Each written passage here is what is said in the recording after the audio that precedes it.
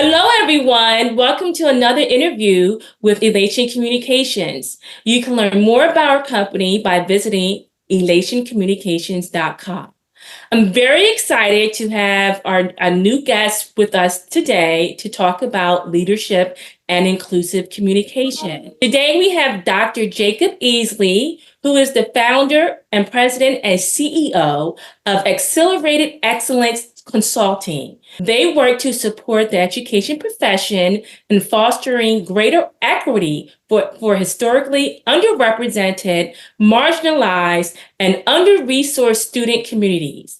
Dr. Easley has also created the EdUp Accelerated Excellence podcast. So welcome, Dr. Easley. Thank you so much, Jerrica. It's so good to be here. Okay, well, we're so glad you're with us today to talk about inclusive communication. You know, that is a very important focus of Elation Communications, and we're excited about our recently released inclusive communications framework. And so today we want to delve into leaders. How can leaders implement inclusive communication?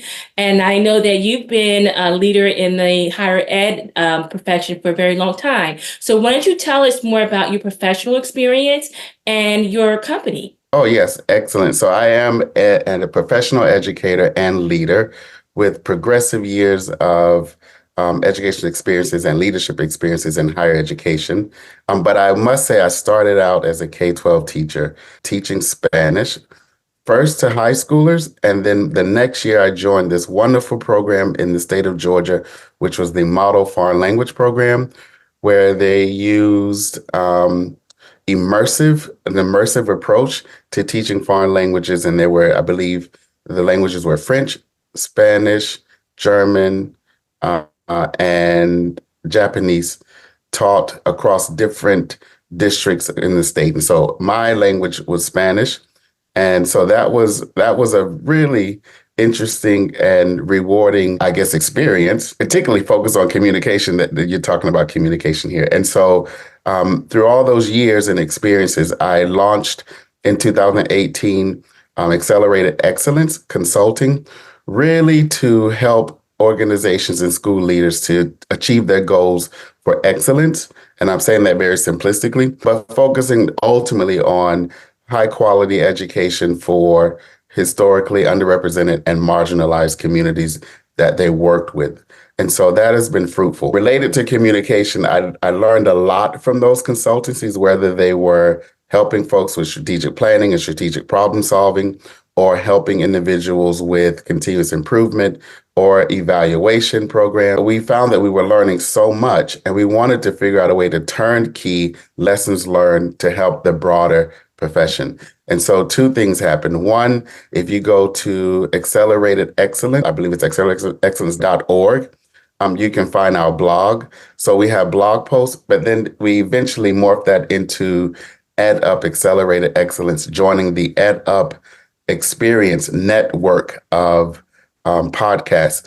Typically, the EdUp network podcasts focus on higher education, but we're a bit different. We do focus on higher education, but also K-12 education, because we realize there's a connection across the two. And for us, we focus on, at the podcast, advancing educational effectiveness and equity for learning experiences in traditional and non-traditional environments. So it's been a rewarding activity. So we've started, and we just launched our first full-length podcast with Dr. Elsa Nunez, president of Eastern Connecticut State University, who talks about leading a high-quality or an elite public liberal arts institution without being elitist. So really championing the idea of equity, access, and effectiveness for the betterment of all the students who desire to study at that institution. Well, thank you, Dr. Easley. Congratulations to your new podcast. Oh, thank you. It sounds like you're discussing how to create inclusive spaces with your guests. So let's delve into that a little bit more.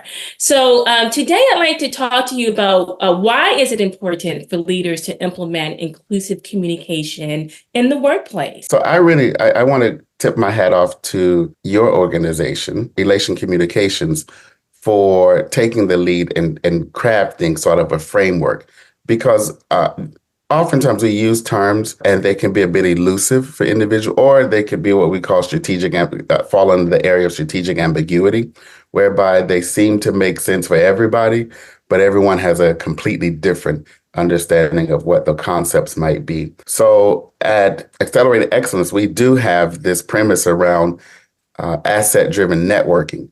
And so it really applies to how organizations can maximize their strengths, work together, learn from one another, share tools and resources in order to have a greater impact on society, not just the work that they're doing within their space. And so I think that ties into this idea of inclusive communication. So for me, inclusive communication is really about one of the pillars of equity. So you cannot have full equity if folks are not included. And so finding out how individuals want to be included, should be included, thinking about the means in which how we communicate with them, and also how frequently. And I would say, thinking from work around excellence, how do we monitor to make sure that we're doing a good job in terms of inclusive education? So I think those are some introductory points that I would share about why it's important to a leader. And it's important because we have to keep in mind as a leader that the day-to-day work is shouldered by our rank and file individuals. So if folks don't feel included, that folks don't understand clearly the mission or the purpose of their work, they don't necessarily understand even how their ideas may be taken up and used in a productive way within the organization, it does hamper overall productivity and overall excellence within the organization. Well said. And thank you, because you just teed up our next phase of the framework, which is a checklist. And you're absolutely right. I mean, it's about making it practical. And so thank you for that. So let's delve into how can leaders become inclusive communicators? What do you think are some strategies, if there's an example you can provide, but so that it is tangible? And to your point, there's a lot of, sometimes there's varying definitions and understanding, and then sometimes it's so theoretical. It's hard to really know what does it mean when to see it in motion. So can you speak to that? Right. So I think first and foremost, as a leader, one has to internalize and have a commitment to equity and inclusion. If you don't have a commitment to those two principles, there will be a struggle. It doesn't mean that you cannot engage in inclusive communication, and it may seem forced or even false in the beginning. Over time, of course, you can be won over and it becomes more authentic. But in order for it to be authentic, one has to have a commitment to equity and inclusion. I'm going to take a project management approach. So you said checklist, it went into my head of, okay, project management. So one is sort of having, and this is a bit more technical, but you could have a communication plan and a risk management plan for communication to understand what are all the channels of communication within your organization, how important those channels are for productivity and for effectiveness within the organization. And that will lead you to what might be a registry, a communications registry to list out who the individuals are. But here's what's important that I like about one of the project management approaches is understanding how people like to receive and engage in communications. Oftentimes we send an email, or we may send a text, or we may post something on the community board. And we assume because we've done that, we wash our hands, and we assume that folks are able to receive, digest, and understand that information. When sometimes folks are so busy, they miss an email, or it's on the community board, they didn't see it. And, I want to take a riff from what happens in my own personal life.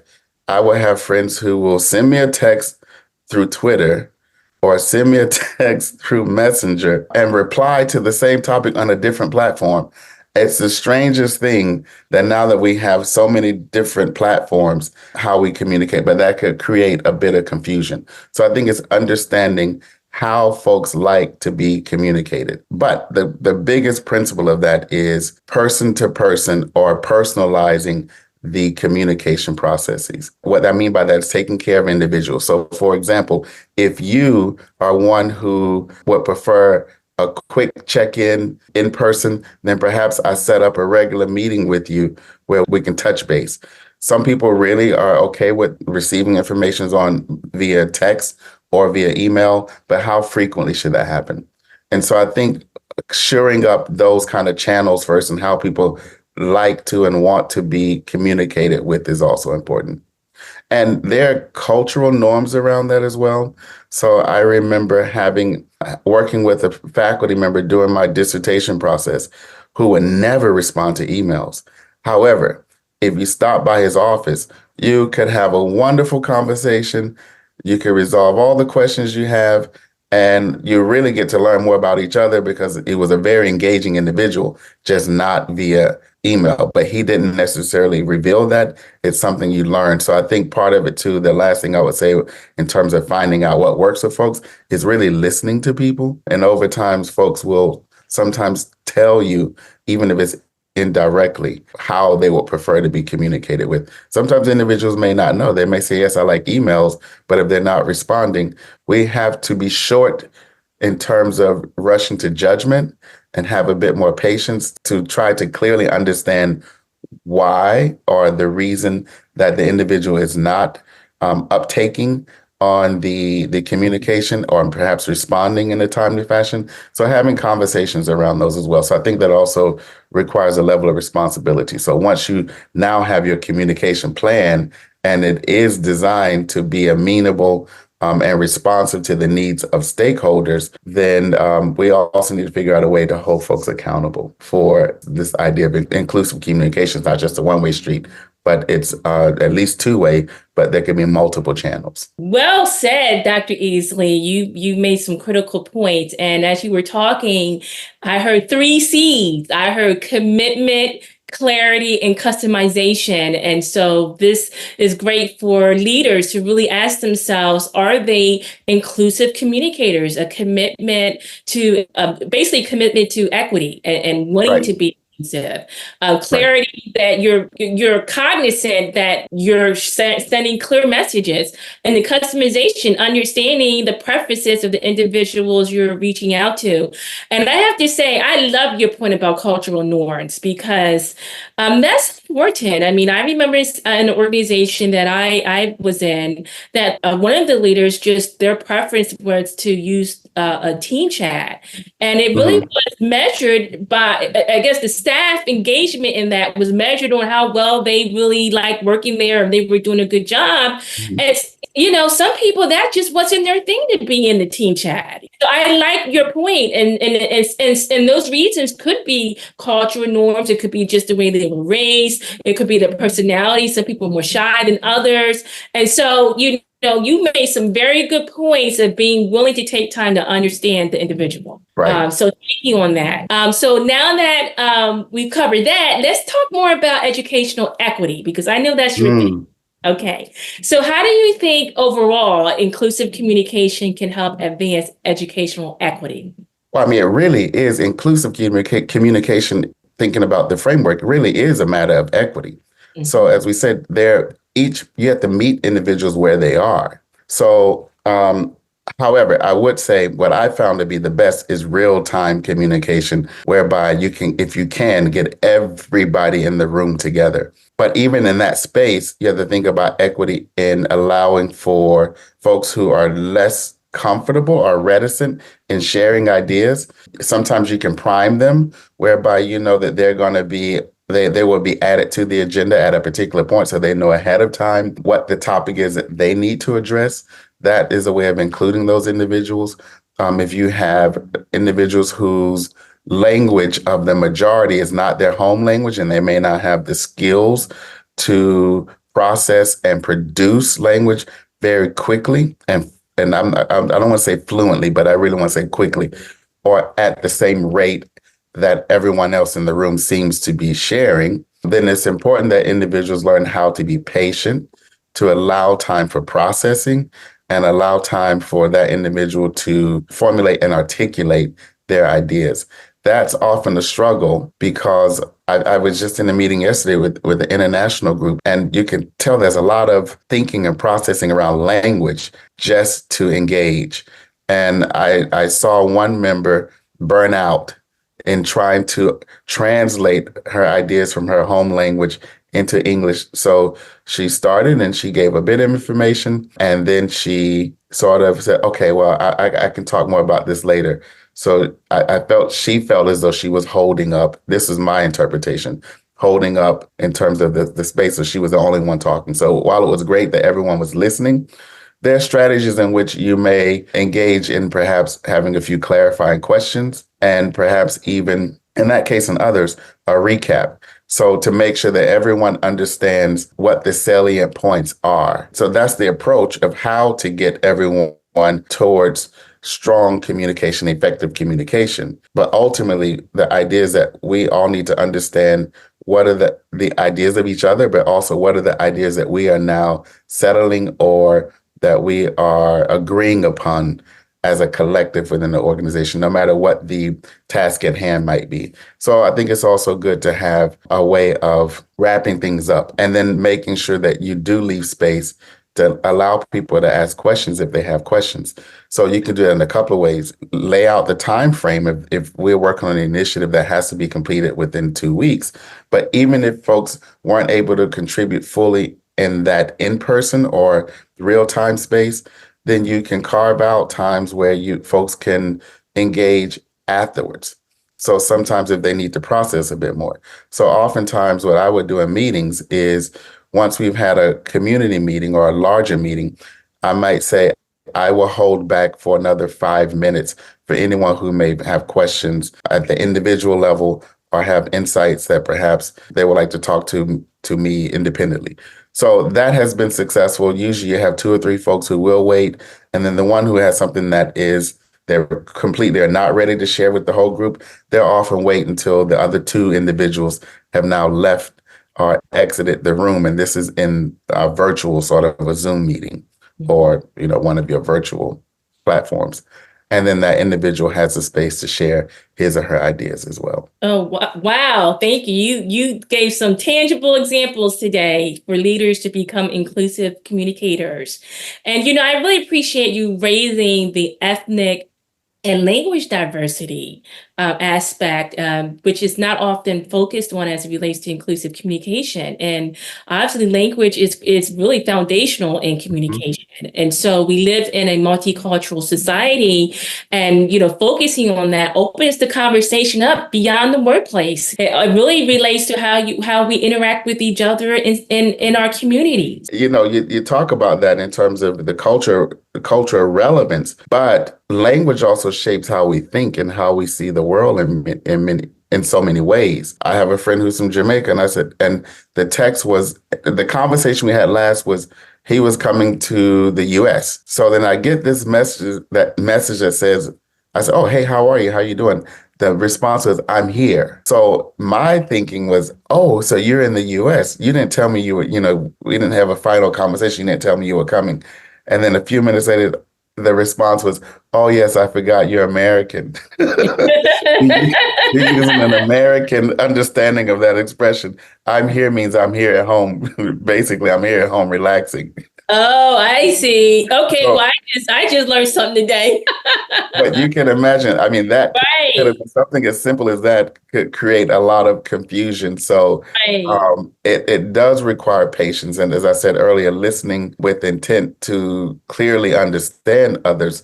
I don't want to talk about, go back to what Covey did say it, first seek understanding before trying to be understood. And he's not the only person that has made that type of a claim, but I mean, he's one of the individuals that is noted for that principle of the 7 habits. Yeah, I mean, so it is around language influences how we think, sometimes even how we behave, and definitely how we communicate and how we see the world. So it requires a little patience to make sure we're not having missteps or cross-talking with one another. And that is a matter of equity as well. Yes. It really is. Well said. So let's delve into the last question, which is around communities, right? So how can communities support learning through inclusive communication? And that's thinking beyond the workplace. Oh, I'm going to stick with perhaps the workplace and then go beyond the workplace for a moment. So I talked about the principles of using project management some of those ideals. But one of those is creating the norms. What are the norms for communication within the group? And I don't think I mentioned that earlier. So I think that's a very good place. And it reminds me of when I used to teach and you had students and you would tell them they're going to work in groups and the eyes would roll. I mean, folks would just bemoan the idea that, oh, why do we have to work in a group? Because many of us have had, clearly, we've all had really good experiences working in groups, but we often only remember the ones that weren't that great. So, one of the strategies is to have a conversation around what makes for a good, effective, and positive and inviting community of communication. Same as if you're gonna work in groups, we need to have some norms of how we're going to engage in this work together. But I think again, as I mentioned, I think that then does set sort of the floor or the framework for how we're going to proceed. But I think if we don't have ways or mechanisms to hold each other account, then we are missing part of that. So inclusive communication outside of the workplace. Can you give me a perspective so I can respond to that of from the framework why that's important, extending beyond the workplace? And then I can. So I think your example about you and your friend, right? So that didn't necessarily that interaction didn't necessarily happen around work related areas, but it was still something that, as you mentioned, that there was a disconnect because of the language diversity there. And I guess we're talking about interpersonal relationships, right? Interpersonal communication now, where yes, that applies when you're in the workplace, but also applies when you're not in the workplace. So it's just about human interaction, how we connect with each other, and a focus on, as you mentioned, around a commitment to. In this case, it's not just a organizational commitment; it's a personal commitment to focus on making sure you're resonating, and to your point, not just communicating, but you're effective and successful at communicating. How do we stay cognizant even when we leave work about these important issues? I think we're a bit more relaxed and often outside of work. We're in our affinity groups. So, there's an expression that goes something to the effect of if I want to know who you are, I need to watch the people you walk with. And so in that group and beyond that group, communication really is the key to developing strong relationships. What happens is I talk about this when I talk about cultural differences in communication around communities. There are a lot of things that in certain communities are taken for granted because we have certain norms. So the way you look at someone, how you can gesture without vocalizing, there's so many different ways. And if you don't know them, you just don't know them. Or you might find someone have this puzzled look or making this face, and they don't know that means I have a question, for example, in a different culture. So they're wondering, are you okay? And it's like, no, I'm actually just indicating that I don't understand what you're saying by a particular facial expression. So I think it does require an investment in getting to learn people authentically. And authentically does refer to how one walks through the world and how they're able to express their walk. And I think also it means arriving at communication at the idea of uplifting or being a value add to that communication group, but also being open to have value added to you as well. So it is a give and take when we think about inclusive communication. So inclusive communication is not I come in and I give all the it depends on the circumstance. We've all been children and we've had parents that would make statements and there was no room for a question because what the statement meant is whatever needed to happen needed to happen. I remember that from bedtime, go to bed. It wasn't a question of do you need to go to Right. bed? Would you like to go to bed? And then my brother and I would, of course, we're in the room in our respective beds. We had these bunk beds, but sometimes they were bunked, sometimes they weren't bunked. But we would chat And I would hear one of my parents, particularly my mom, I hear you. Don't make me come in that room. So those are communication channels where it's all one way. But of Right. course, then there we are under the covers with the flashlight, sometimes reading a magazine That sounds like my childhood. and talking to each other. Right, right, Yeah. right. So, but in that talking together, we're enjoying the time together before we drift off to sleep. And sometimes it does look as though it's one sided, but sometimes people just need to have an outlet to be able to express and have a sounding board. So there are different purposes for communication. But I think as long as you understand the purpose of communication, and then you come to that with that understanding of how you're going to respond and interact with others, that's important. It's completely different from when we have brunch. Brunch is a different level of communication. Yes. Outside of the workplace. Well, thank you so much, Dr.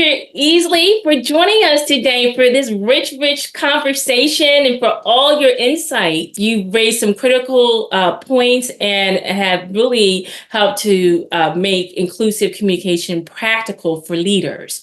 And so I invite you all to visit again our website, elationcommunications.com, to access our new inclusive communication framework and follow us. We're on Instagram, Twitter, and Threads at Jerrica Talks. We're at YouTube at Elation Communications, LinkedIn at Elation-Communications, and Facebook at Elation Comms. And again, we celebrate what you're doing, Dr. Easley, with Accelerated Excellence. And we hope to have you back again with us soon. Oh, most definitely. And if you have a chance, any of your audience listeners, if you can check us out at Add Up, Accelerated Excellence, the podcast for advancing educational effectiveness and equity. It's a place really for learning for all of us, for the guests, but also for me and for the community. And I guess in that case, it really is an act of inclusive communication. So check us out. Yes, we'll do. All right. Thank you again, and we'll talk to you soon. Thank you.